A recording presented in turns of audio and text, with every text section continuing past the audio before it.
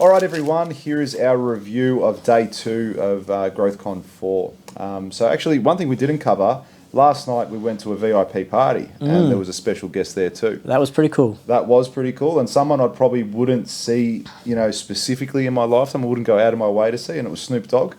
And he came to perform, which was awesome because, growing up in high school, you're listening to a lot of his music and whatnot, but I was never a big enough fan to go and see one of his concerts or anything. To be fair to him, though, after he did perform, he spoke quite well, I thought. For someone that, you naturally think is high all the time because that's what his branding is and such.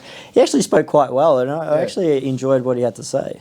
Yeah, it was good. It was good. I enjoyed the day, and I think that just capped it off.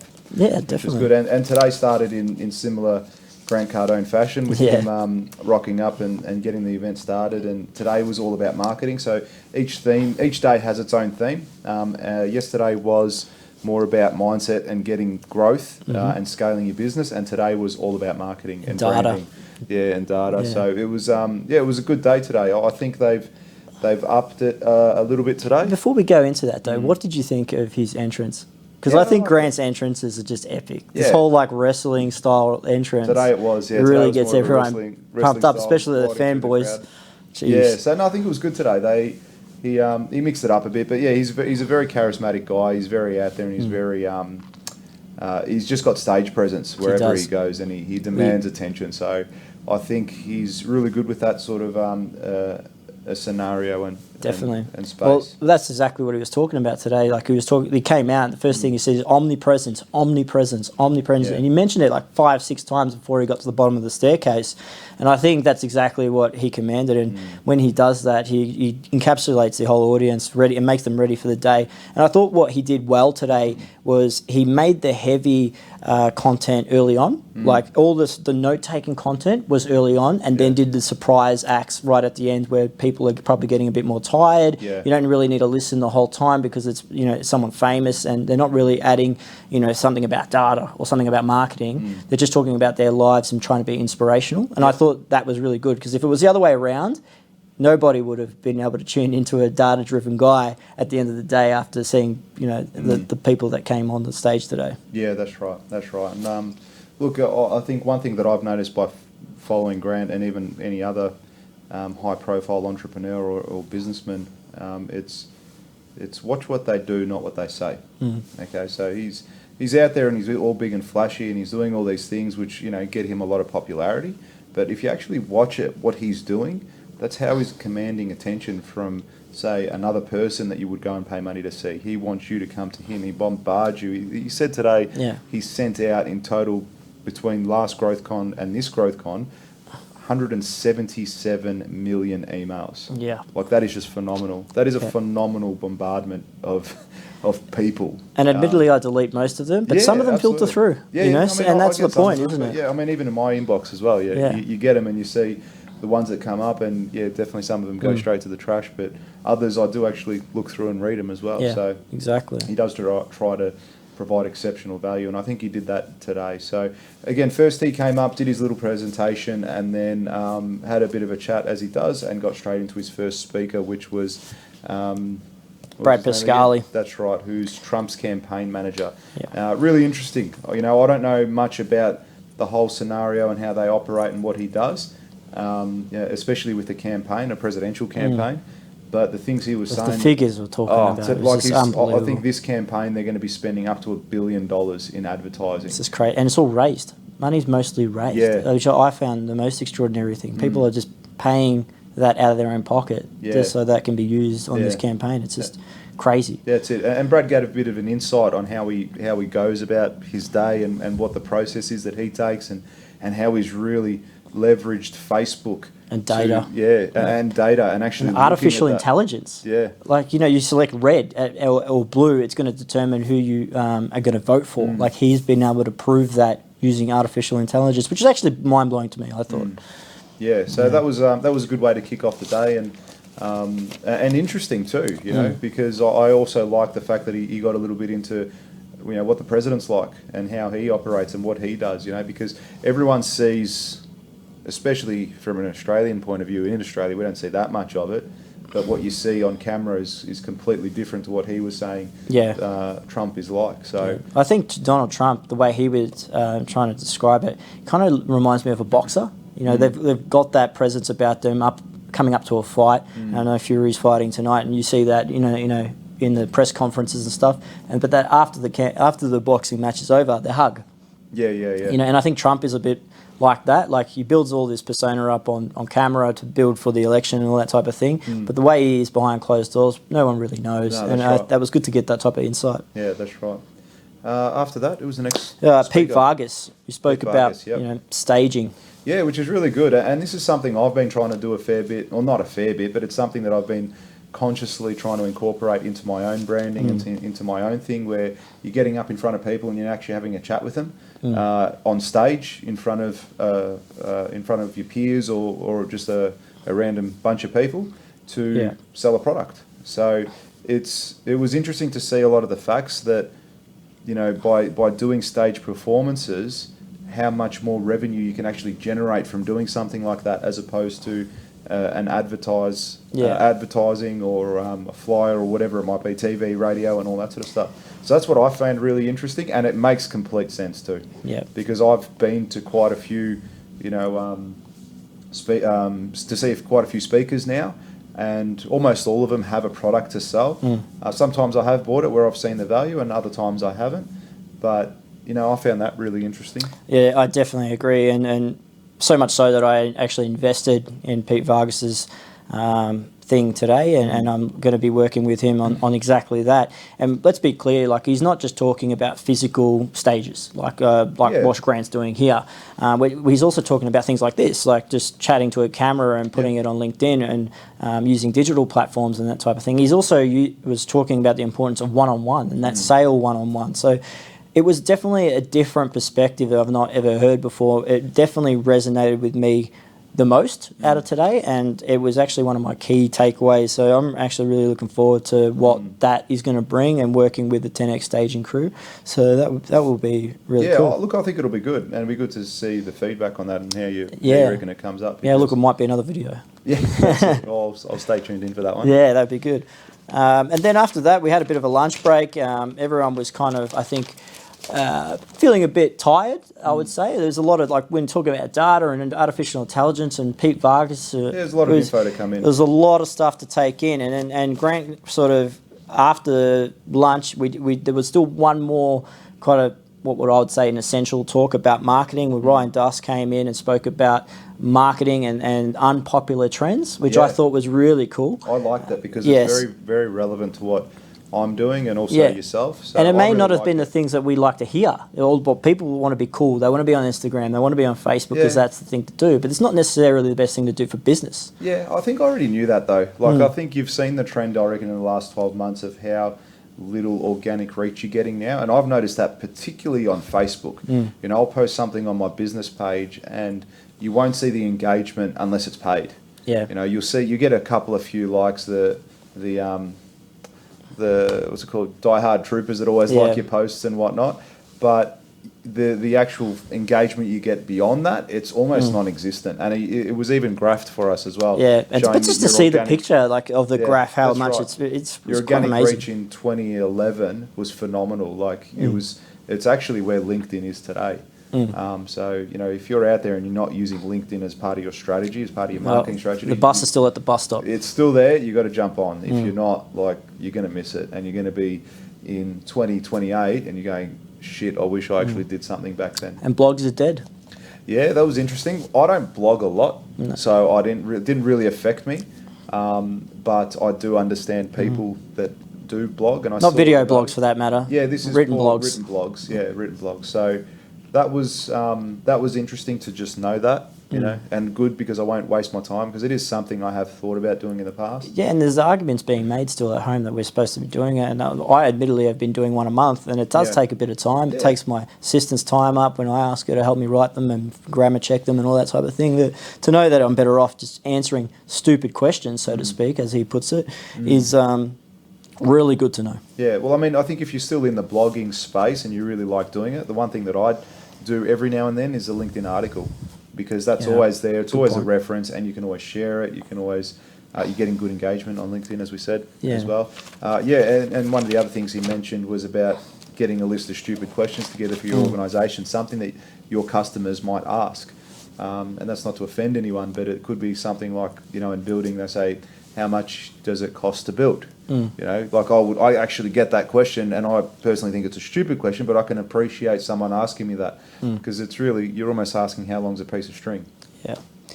So you could answer that in a different way. Say, well, in order for us to give you a cost estimate, we need X, Y, Z. And that effectively answers that that stupid question. Yeah, exactly. And if you can come up with a list of those and answer them, and either do a vlog, or a paid advertising. or some paid advertising advertising on your socials, that will also generate interest and But then he brought out the big guns after that. Yep.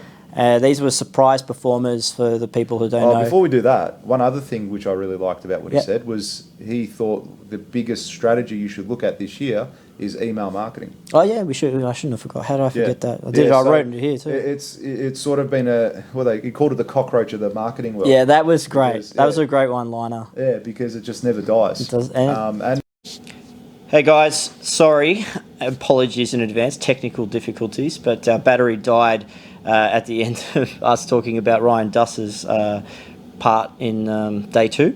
So we have changed, and it is now the end of day 3. However, we'll finish day 2. So we'll finish day 2. Where we were at, email marketing, they were saying it's still a very neglected thing now, because what was happening is everyone was moving to blogging, they were moving to your social media, and they neglected email. And what's happened as a result is it's actually quite a powerful tool now, because people are getting jobs, like they're saying, millennials are now getting jobs sitting in front of their computers, and they have an email address. Yeah. So they're actually taking in the content.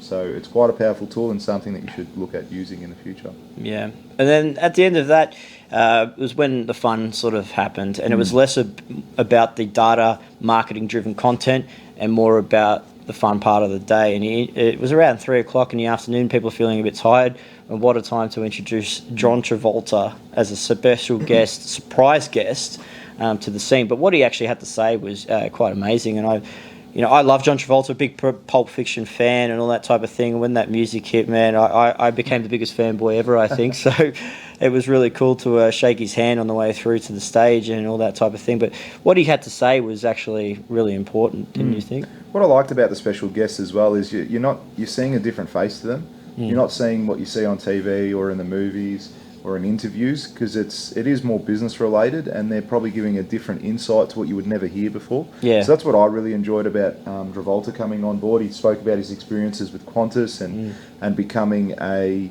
pilot there, and how he got around to... Well, he pilots his own plane, and they branded his own plane with Qantas logo. They ended up giving him a 747. So that's pretty cool in itself as well. And now he's working... He spoke a little bit about his dealings with Boeing and how he's operating there. So that was really cool too. He spoke as well about the importance of patience, and when you're doing negotiations and business and all that type of thing, about the importance of planting seeds, which I thought was really, really cool. And you actually planted the seed of me attending this event, and I found that to be quite ironic that he was talking about it, because it was almost like he was talking to me in the crowd. It was a really, really good share, I thought, and that then pushed on to the next celebrity, who was Usher. Yeah. So a completely different type of person, I thought. But he shared a lot about parenting advice and that type of thing, and which I thought was really, really cool. And I think what he had to say resonated quite a bit with me, because when he spoke, it was quite funny, because it was just like as though I was talking to my daughter. So that was really cool. Yeah. And again, you're seeing a different side. When you think Usher, you think massive performer, you think 75 million albums sold across the world, and everything he does, and then he's here talking in a business sense. So I think it was credit to Grant for really diversifying the speakers, because it wasn't just purely business people. You're actually getting people that have massive success, in their industry, in their trade. And it was good to see the other side of that, which is what I really enjoyed the most on that and in day 2.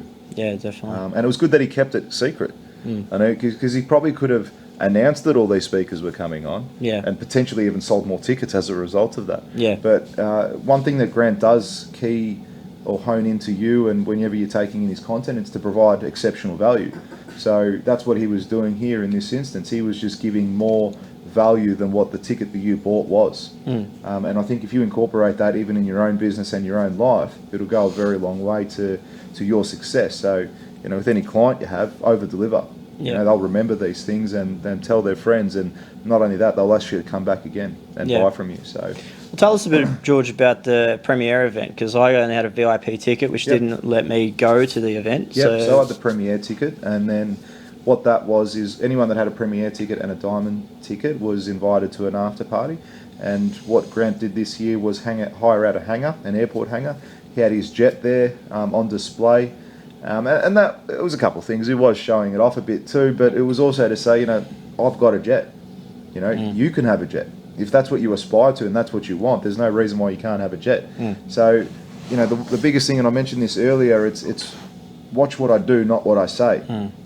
Okay, all these things that Grant's doing, everything here, and you can get really lost in the stardom of it, but if you actually watch what the bloke is doing, you can understand he's trying to teach a lesson and say, guys, there's economic purpose to a jet, especially for him being in the States. So absolutely. So that was cool. They had some performances, and Grant was walking around, Brandon Dawson was walking around, Jared Glant, and a few of the speakers that were there on the day as well were walking around. So you got an opportunity to say hello, shake a hand, maybe take a selfie if you wanted to. So look, I didn't really do that, only because there's 1,000 people there doing it. So I just sort of let them do their own thing, and if they walked past me, I shook their hand, and that was about it. So but look, that was a cool party, and I think the biggest thing with these things is it's what you make out of it. If you go in there and you're just going to sit in the corner, it'll probably be shit. But if you go there and mingle and speak to people and introduce yourself and say hello, it's going to be a much more enjoyable experience. So that's one of the biggest things I think from this experience that I've had anyway. So is it worth the extra money? I mean, look, again, it really comes down to the individual and how you take that opportunity. Yeah, good. So that was the end of day 2? Yeah, so it was a good day. I enjoyed it. You thought it was better than day 1? Day 2 was awesome. Yeah. Day 2 is by easily my favourite day, we just came from day 3 now. But day 2 was, it blew my mind. Yeah. I really liked day 1 only because I didn't know what to expect. I'd never been to one before. So I think I really enjoyed day 1, and I loved it when Dana White came out, and then that was cool. And then I think day 2, there was almost an expectation of, how's he going to level up again? So I think day 2 and 1 were definitely the best ones for sure. So we'll get into the day 3 review. Yeah, day 3. So we went to day 3, and everyone was pretty hyped up after day 2, I think, and the expectation was definitely that he had to deliver something pretty good to finish. And I think he did. I didn't think it was by far the best day though, because it was shorter. It was a few hours shorter, and there was a lot of that was Q&A time. But in saying that, it was still a great day. They had Maria Forleo, I think it is, who spoke in the morning, and I've totally forgot his name. Figure outable. Yeah, and also the guy the stockbroker guy. I forgot his name. I've written it down, but I don't have my book on me.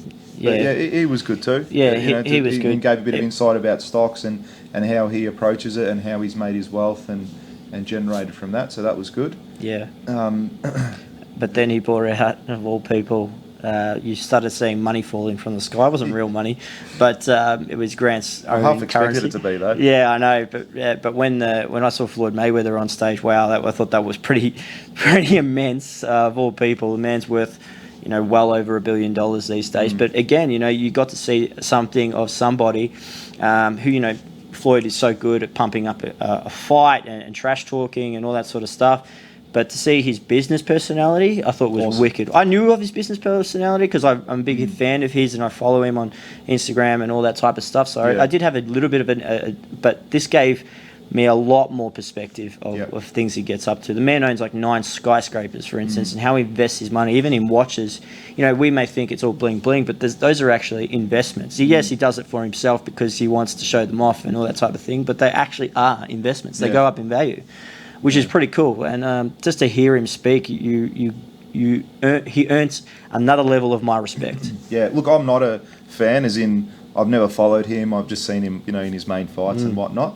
So I wouldn't say I was a fan, but I had a persona of him. I thought he might, exactly what you see on his Instagram or his TV or whatever it might be. That's what I thought he was like. So it was actually refreshing to hear him speak. He was quite articulate. Yeah. And also he's a massive businessman. Like, he just knows everything that's going on in his life and his career and his business. He takes he takes home like 95% of the revenue on any of his fights. It was pretty awesome to watch Grant try to close him on Cardone Capital. Yeah. The crowd was really getting into it. Yeah. I thought something big was going to happen there. But. Well, I'd heard Grant speak a fair bit about, just mention him in podcasts, I've noticed, saying how, Mayweather goes out and he just blows his money. He'll just go buy a $10 million watch or an $18 million watch. And I look at that and you go, that's a persona of him. And I think even Grant himself was planting the seed that Mayweather was going to come to this. Yeah. In those podcasts. So, yeah, again, really good and refreshing to hear that side of Mayweather. And he wasn't there all flashy and saying, I buy this, I buy that, I'm so cool and F everyone else. But I thought it was cool. I really liked it. Yeah, and then we closed with, of all people, Kevin Hart. Yeah. He was the headline act. We all knew that he was coming, but geez, I'd never realised how much people love Kevin Hart. Like, I had people come from, because I literally had the aisle seat where all the stars were coming past, and I had the influx of people that were coming from up on the stands down, trying to get a selfie with him, getting ready for him to come out, and that type of thing was just immense, like more so than any of the other people that came for the whole 3 days. So that was pretty cool. But I've seen a couple of Kevin Hart comedy shows and all that type of thing in Melbourne, and that's and he actually comes across as an intelligent guy, even in his comedy, and even when he finishes a lot of his shows, he'll give people advice on what to do and that type of stuff. So I knew, I was half expected what he was going to talk about. But it was great again to continue to hear that conversation. He did cover a lot of what we got to see in his Netflix special, I found. That's what I was just about to say. It was like another episode of that Netflix special live. Yeah, which I actually, again, I was a bit shocked when I saw that Netflix show, the miniseries there about him and everything that had happened and how he got to where he was. And that sort of earned a bit of level of respect for him. And I watched that specifically because I knew I was going to see him here. Yeah. And then again, for him to come out and to really talk about the business aspect about what he does was really impressive. I really liked it. He came out and he said, look, if I make $100 million, 50 of that goes into another account straight away. Yeah. Goes into another account, that's for the IRS. That's not my money. Not my money, yeah. Right? I just leave it there. You come and take it when you want, but it's there. And then I've got 50 left. And of that 50, 25, I take it out again and I use it on investments, real estate, whatever it's going to be. He'll use it on that. And then that other 25 that's left, he'll spend it on himself, his family, holidays, leisure stuff. So effectively, the message he's trying to convey was use a quarter of whatever you're making in your salary as spending money, and the rest of it, obviously 50% of it's got to go IRS or to the tax man, and then the rest you invest, and that's how you generate wealth. And that was a common message from all the guest speakers, wasn't it? Like particularly the surprise ones, like the ones that have had massive success. You Dana White, Travolta, Usher, Kevin Hart, who else was there? Mayweather. All these people, they all said the same thing. Yep. All of them said the exact same thing. And, you really need I think that was a take home for me. I mean, I'm pretty good with financial aspects of stuff anyway, but again, it's refreshing to hear that even at the top, like you think of massive success and all you think about is they're just buying heaps of shit and just doing whatever they want, living their life and just having the best life that they can. But really, what they're creating is generational wealth. And that's exactly what he said. He said generational wealth. I'm interested. I think it was Mayweather that said, I'm interested in generational wealth. It was interesting. You'd never put Kevin Hart and Floyd Mayweather in the same thing, but a lot of similarities. Yeah, and even though one's a comedian, one's a fighter, you'd never put them in the same basket. But in this sense, you would, which was pretty amazing. And I thought what I thought was amazing from Kevin Hart, and he got a standing ovation for this, is how he's giving back to the urban community. Yeah, that was pretty so. impressive. How he said he had a message for them, and how his take on incarceration and things like that was really refreshing to see a guy that of his stature wanting to give back and teach that community new things about how to go about life and things like that. Was quite amazing. Yeah, really good. I was really impressed with that. The other one that we didn't mention as well was Pete Vargas. That was on day 2. Oh, was it? Yeah, we spoke about him on day 2. No, that was yesterday. No, it was on day 2. Are you sure? Yeah, I went to Pete Vargas' thing afterwards because I actually invested in Pete Vargas' stages. So that was really cool to meet him and that type of thing. But yeah, it was on day 2. But we'll speak a bit about that. Why did you actually? Definitely. So, again, Grant's a salesman and he's there to sell his product. Yeah. Right. So, you invested in that. Yeah, definitely. What made you go, absolutely, I see great value in getting the skill set to stand up on stage and speak to people? Yeah, look, I think from my perspective, Pete Vargas, of the speakers that were due, he was the one that surprised me the most. I knew nothing about him beforehand. And when he started talking, he started to resonate quite well. I'm like, this guy can get down into my heart on an emotional level really quickly, really easily. And I thought that was an amazing characteristic of his. And what he spoke about and the importance of it, of stepping on stages and talking, was actually quite refreshing, because most people come in and they'll say, you need to tweak your marketing, you need to push your sales, you need all that type of thing, like Grant does and all that type of thing. But it was really refreshing to have someone like him talk of something completely different to generate leads, generate sales, or generate a message. And that's just literally stepping up on a physical stage or on a digital stage like we are right now and talk. And he said, for 2,000 years, staging has always been around and it's here to stay. Like LinkedIn or Facebook or Twitter, like a lot of people are saying Twitter is going. They will come and go, those digital platforms, but staging will be here forever. So for me, it would cost $2,000 US to invest in pretty much a 16-week program where we build a story brand for ourselves and sell that message on stage, essentially. And we went to the inauguration of our class, so to speak, yesterday, and he continued to sell that message on stage and the importance of it. There is a 50% crash rate, so 50% of the people don't actually. Did they say that? Yeah. In your masterclass? Yeah, they did. They said that in the masterclass, which is actually a good thing, because it's actually more like 90% at a university course or something like that.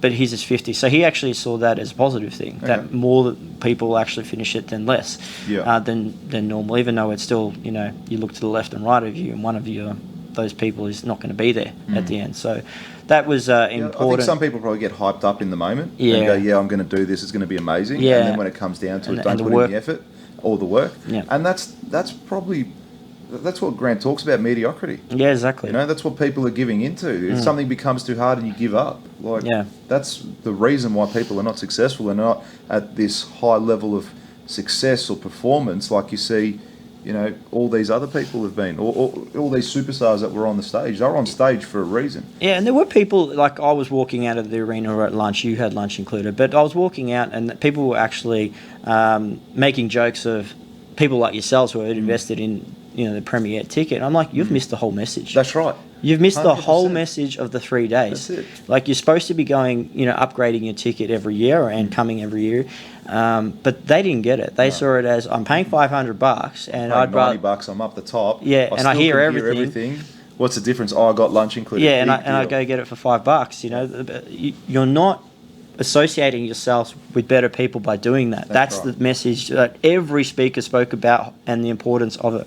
Yeah, so I thought that was quite interesting to just walk among the crowd. Yeah. Even though I had a VIP ticket, it was still one of the best tickets in the house, but it didn't include lunch. But also I had to go out and get my own lunch and that type of thing. It gave me the opportunity to speak with everyone in the arena, and just to hear that, I didn't say much, but I did listen, and I felt that those people missed a lot of the message that was being spoken about. Yeah, absolutely. But in saying that, that was pretty much the entire 3 days. We've spoken now for a little bit about it. Yep. In its entirety, would you go back now? Because I know at the end of day one we said, would you go back? And we said we'll wait till the end of day three. Yeah, I would. I would go back, but there is a but for me. Yeah. I don't know if I'd go next year.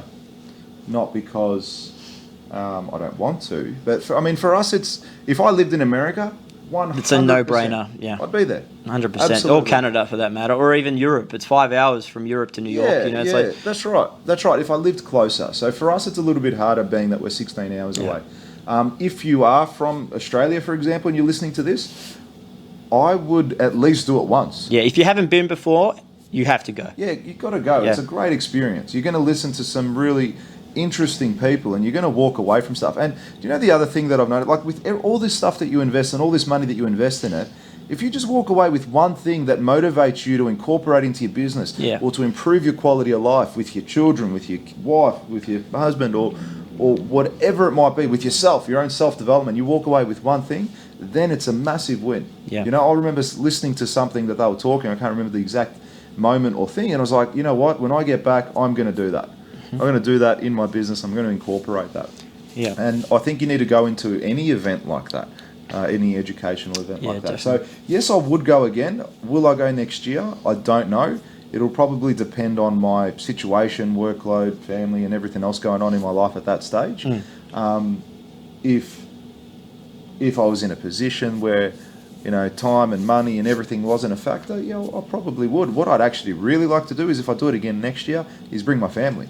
Yeah. You know, because I'm not often away from my kids. I've got young kids and my wife, and that's probably the one takeaway I'd love to have. I'd love to have them here and share that with them. I would do it again. How about yourself? Yeah, I would definitely do it again. I think I will come back next year. You know, like you sort of said, it depends on workload. That's probably the only thing holding me back. I don't know what's going to be happening at this time next year within my business and that type of thing. But if all else being equal, I'll definitely come back. I think that, to be honest with you, even though it sounds a bit counterintuitive and against everything I've spoken about, but I might go for just an executive seat. The only reason I say that is that I'd like to bring my team. Yeah. So I think for me, it's more beneficial to bring my entire team. I think their tickets are like 2.5, and he was selling them for 500 yesterday, and bring everybody rather than put all the investment into me. Yeah. I'd like to share that. And a lot of the message that was shared in the last 3 days was rewarding your team, invest in people, all that type of thing. So I think that's the aspect. I'm willing to take a seat backwards to be able to afford to bring my entire team here. And I think that would be really good. And we'll see how you know, business goes and that type of thing, whether I can afford it. And it is a but, like you mentioned. For us in Australia, we're going over an international date line. The jet lag and the tax on our bodies to come here for a week is pretty severe. Like, I've also got a young daughter at home that I miss, terribly. So that's the hardest thing. You know, this is the longest I've gone away from her for, and for me, all else being equal, I think Scooter Braun said it. It's not the only thing. Like, we want to. I think he was my favourite speaker. Yeah, for the he was amazing.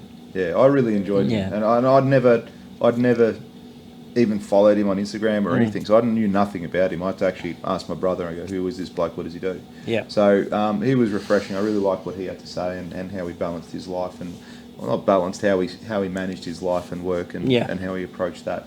So one thing I'll say as well, again, if you do find yourself at one of these events, you really need to go in with an open mind, and you really need to try and make the most of it. So speak and network. Yeah. We met some wonderful people on this trip. I met a guy, Eric, from LA, and he'll probably be watching this for sure. Yeah, absolutely. Absolute character. How you going, buddy?